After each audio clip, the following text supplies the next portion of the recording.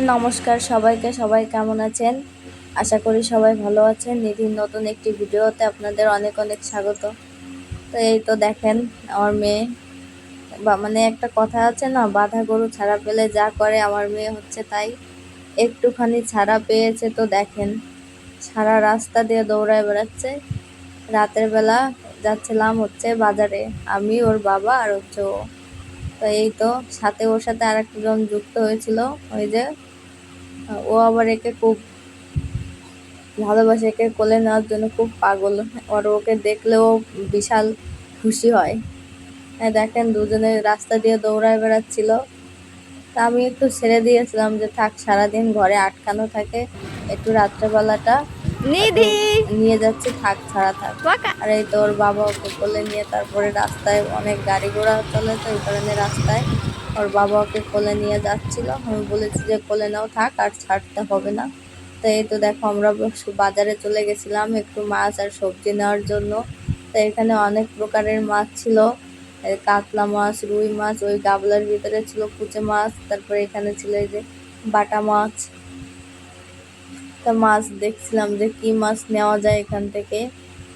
পরে এই দাদার কাছ থেকে আর মাছ নেওয়া হয়নি, শুধু দেখাই হয়েছে। পরে ওর বাবা বলেছে যে না, এই মাছ নেবো না, চলো অন্য মাছ নেবো। তারপরে অন্য দোকানে গিয়ে মাছ নিয়েছিলাম, এখান থেকে আর মাছ নেওয়া হয়নি।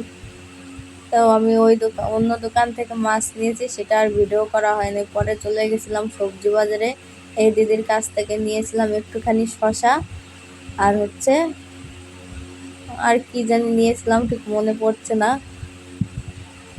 তা দিদিকে বলছিলাম, দিদি কত হয়েছে বলো। তা দিদি সবজি টবজি কেনা হয়ে গেছিলো।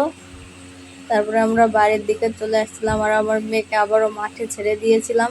দেখেন আমার মেয়ের অবস্থা, সারা মাঠ দিয়ে দৌড়ায় বেড়াচ্ছে আর আমাকেও দৌড় করাচ্ছে, আর ওর বাবার কোনো পাত্তা নেই।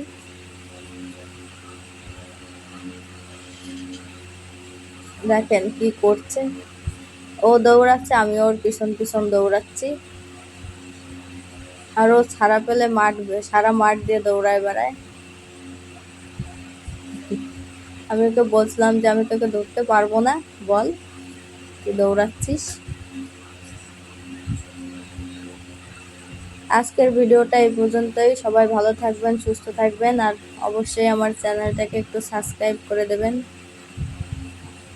ধন্যবাদ সবাইকে।